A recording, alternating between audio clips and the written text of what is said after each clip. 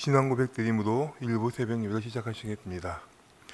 전능하사 천지를 만드신 하나님 아버지를 내가 믿사오며 그 외아들 우리 주 예수 그리스도를 믿사오니 이를 성령으로 잉태하사 동정녀 마리아에게 낳으시고 본디오 빌라도에게 고난을 받으사 십자가에 못 박혀 죽으시고 장사한 지 사흘 만에 죽은 자 가운데서 다시 살아나시며 하늘에 오르사 전능하신 하나님 우편에 앉아 계시다가 저희로서 산자와 죽은 자를 심판하러 오시니라. 성령을 믿사오며 거룩한 공회와 성도가 서로 교통하는 것과 죄를 사하여 주시는 것과 몸이 다시 사는 것과 영원히 사는 것을 믿사옵나이다. 아멘. 찬송가 445장 드리겠습니다. 찬송가 445장입니다. 세산을 넘어 험곡에 가도 빛 가운데로 걸어가면 주께서 항상 지키시기로 약속한 말씀 변치 않네. 하늘의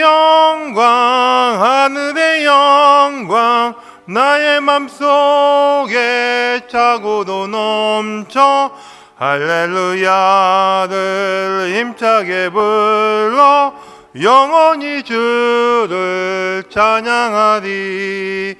깜깜한 밤에 다닐지라도 주께서 나의 길 내시고 나에게 밝은 빛이 되시니 길 잃어버릴 염려 없네.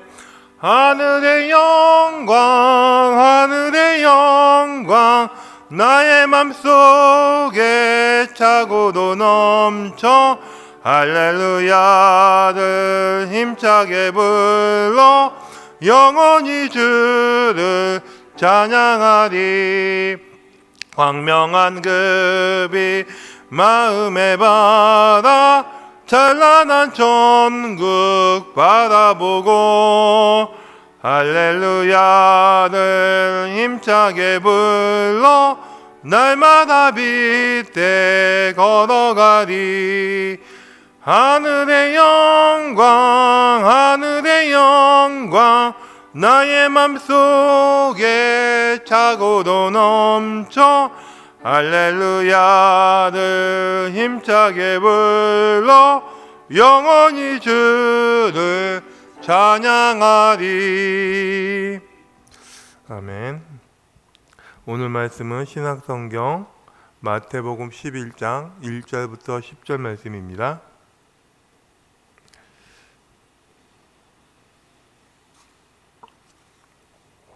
신약성 서면 앞에 있는 마태복음 11장 1절부터 10절까지 하나님 말씀 같이 한번 읽어보겠습니다.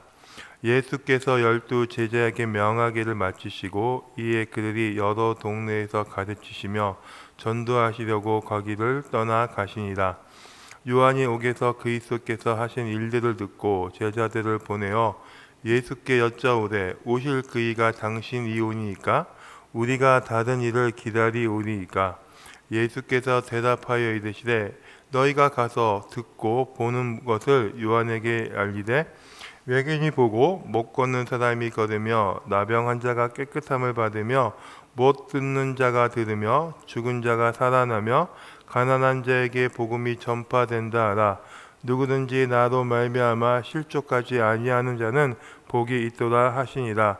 그들이 떠나매 예수께서 무리에게 요한에 대하여 말씀하시되 너희가 무엇을 보려고 광야에 나갔더냐? 바람에 흔들리는 갈대냐? 그러면 너희가 무엇을 보려고 나갔더냐? 부드러운 옷 입은 사람이냐? 부드러운 옷을 입은 사람들은 왕궁에 있느니라. 그러면 너희가 어찌하여 나갔더냐? 선지자를 보기 위함이더냐? 옳다. 내가 너희에게 이르노니 선지자보다 더 나은 자니라. 기록된 바 보라. 내가 내 사자를 내 앞에 보내노니 그가 내 길을 내 앞에 준비하리라 하신 것이 이 사람에 대한 말씀이니라. 아멘. 세례 요한, 예수님 어떤 관계일까요? 이 둘은 아주 가까운 친척벌되는 그런 관계였습니다. 그리고 요한은요, 예수님의 생애에서 가장 결정적인 영향력을 미친 그런 인물이기도 합니다. 예수님이 오시기 전 요한은요, 이스라엘 백성에게는 희망과도 같은 존재였습니다. 복음서를 보면 요한은요, 요단 강가에서 광야에서 메뚜기와 꿀벌을 먹으며 낙타도 있고 사람들에게 하나님의 나라, 하나님의 말씀을 전하는 그런 사람이었습니다. 심지어 사람들은 요한을 보고 메시아라고 믿는 그런 사람들도 있었습니다. 학자에 따르면 예수님의 신앙이나 예수님의 관점을 분석해 봤을 때 요한의 영향을 많이 받았다라고 이야기를 하는 학자들이 많이 있습니다. 실제로 예수님은요, 요한으로부터 세례를 받음으로부터 공생애를 시작을 하였고, 요한의 제자 중에 많은 제자들이 예수님의 제자가 되는 그런 일도 있었습니다. 이는 예수님도 인정하는 관계라 오늘 본문에 보면은요, 예수님은 세례 요한을 이렇게 표현을 합니다. 메시아가 등장하기 전 그 길을 준비하는 사람, 선지자 중에 선지자 같은 사람이 바로 세례 요한이라고 이야기를 해주고 있습니다. 그 당시 그 어떤 사람보다 서로 간에 그가 누구인지 어떤 사명을 갖고 살고 있었는지 가장 잘 이해하고 있는 사람이 바로 세례 요한과 예수님이었습니다. 근데 오늘 보면은요, 아주 요한이 생뚱맞은 질문을 던집니다.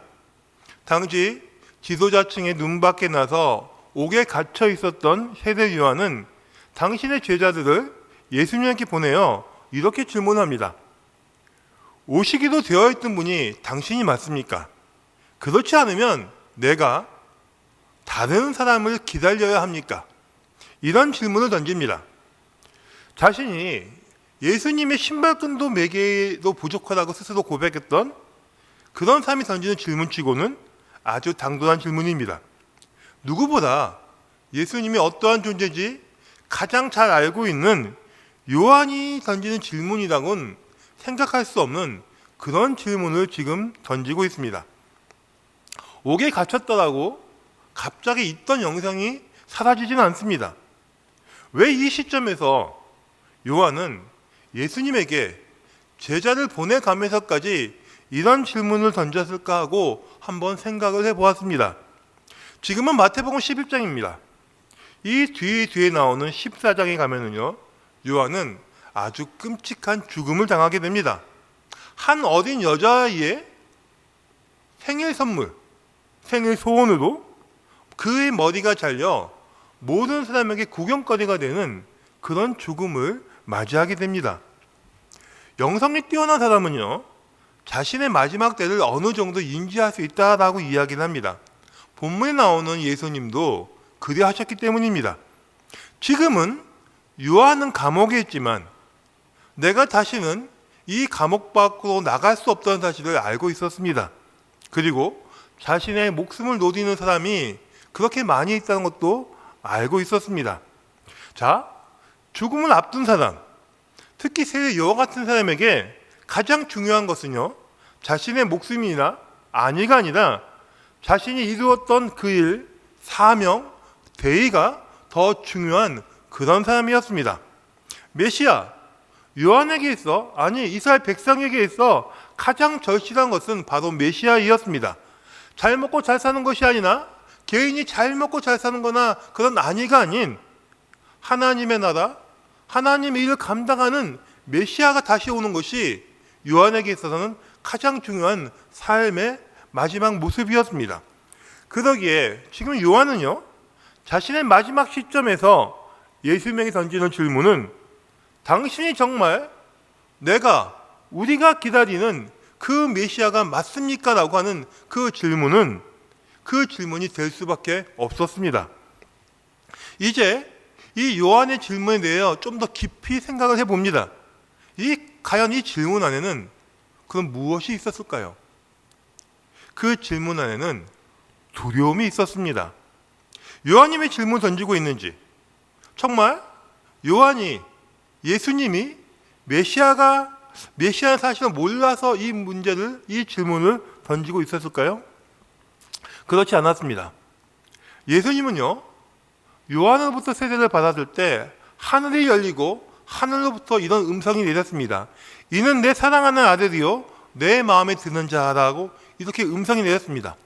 하나님의 사람이 하나님이 던지는 직접적인 음성을 잃어버릴 수 있을까요? 그럴 수 없습니다. 하나님의 사람이면 그 음성은 죽을 때까지 갖고 가는 것이 바로 하나님의 말씀이고 하나님의 음성이기 때문입니다. 그리고 지금까지 예수님이 해왔던 수많은 이적들과 기적들과 그 말씀을 누구보다 가장 잘 알고 있는 자가 바로 요한이었습니다. 그럼에도 불구하고 지금 사도 요한은, 세례 요한은 점점 더 가까워지는 자신의 죽음 앞에 요한 역시 두려움과 불안을 가지기 시작을 합니다. 내가 믿었던 것이 진짜일까? 내가 평생 준비해온 이 일이 과연 이루어질까? 아니면 어쩌면 내가 지금 잘못된 선택을 하고 있는 것이 아닐까? 이런 생각이 들기 시작을 하였습니다. 그렇습니다.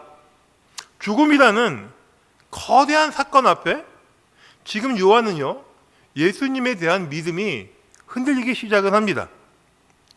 마치 자신의 죽음으로 말미암아 자신의 인생에 해왔던 그 모든 일이 사라질 것 같은 그런 깊은 상실감에 빠지기 시작을 합니다. 이런 두려움 앞에 요한은 확신이 필요했습니다. 그래서 자기 제자를 보내어 예수님에게 이러한 질문을 던진 것입니다. 성도 여러분, 어쩌면 이 사도 요한의 질문이, 세례 요한의 질문이 우리의 질문일 수 있습니다. 요한이 믿음이 아주 앞서서 예수님을 몰라서 이런 질문을 던진 것이 아닙니다. 직접 하나님의 말씀도 들었고 수많은 말씀과 기적을 보았음에도 불구하고 자신의 시간표, 자신의 방식에 맞지 않자 그 예수님에 대하여 믿음이 아닌 의심, 신뢰가 아닌 두려움이 생기기 시작을 하였습니다. 우리에게 있어서 믿음이란 무엇일까요? 내가 원하는 방식, 내가 원하는 시간표대로 하나님이 움직여 주시는 것이 과연 그것이 믿음일까요? 믿음의 본질은요, 나를 버리고 하나님을 따르는 것이 믿음의 본질이라고 이야기를 합니다. 그 안에는요, 내 생각, 내 시간표, 내 방식은 의미가 없습니다.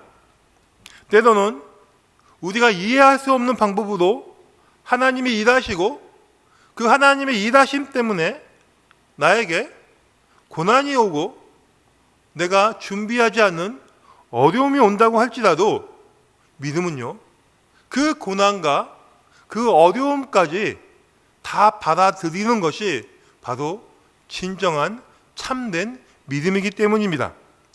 믿음의 길은 꼭 길을 보장하지 않습니다.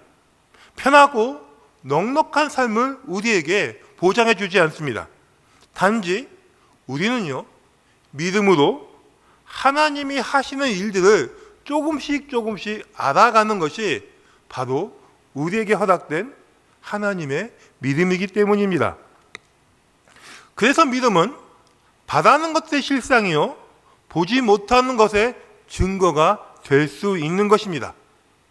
내 것을 버리고 하나님의 관점으로 바라보았을 때, 내 방식이 아닌 하나님의 방식으로 살아갈 때 비로소 하나님의 일들, 하나님의 일하심을 우린 조금씩 알고 발견할 수 있기 때문입니다. 이러한 요한의 질문에 대하여 우리 예수님은 이렇게 대답하십니다. 너희가 듣고 본 것을 요한에게 전하여라. 소경이 보고 저른바리가 걸으며 나병한 자가 깨끗하게 되었고 귀머거리가 들으며 죽은 사람이 살아나고 가난한 자에게 복음이 전파된다. 예수님은 요한의 그 신뢰 없는 질문에 대하여 아주 본질적인 대답을 하십니다. 그것은 예수님의 이 땅에 오신 그 사명 그대로 그 목적 그대로의 이야기를 다시 한번 하고 있었습니다. 이사야서 61장이 나오고 누가복음 4장에 나오는 그 이야기, 예수님이 이 땅에 오신 그 목적에 대한 이야기, 주의 성령이 내게 임하여 이는 가난한 자에게 복음을 전파하며 내게 기름을 부으시사 나를 보내사 포도된 자에게 자유를, 눈먼 자에게 다시 보게 됨을, 눌린 자에게 자유함을, 주의 은혜를 전파하게 합니다. 그렇습니다. 예수님 오신 그 목적 그대로를 지금 다시 한번 요한에게 말해주고 있었습니다. 우문현답이라고 할까요? 평생을 하나님의 길을 준비했던 그 하나님의 사람도 마지막 순간에 자신만의 방식, 자신만의 시간표에 빠지고 말았습니다.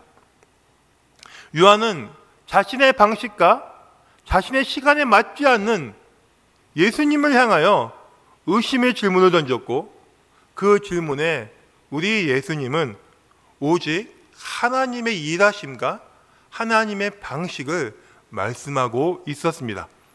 사랑하는 성도 여러분, 우리는 어떠합니까?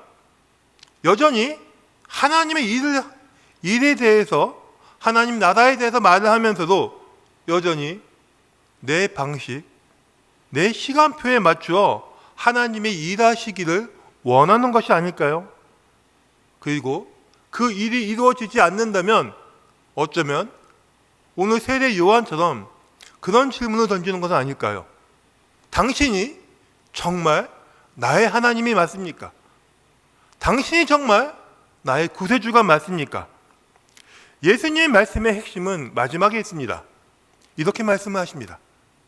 나도 말미암아 실족하지 아니하는 자는 복이 있다라고 지금 말씀해 주고 있습니다. 많은 사람들이 자신의 욕심과 방식 때문에 예수님을 따랐습니다. 누구는 이민족으로부터 해방자로 예수님을 선택을 하였고, 어떤 이들은 왕이 되신 예수님 때문에 한 자리를 하고자 예수님의 제자가 되는 그런 사람도 있었습니다.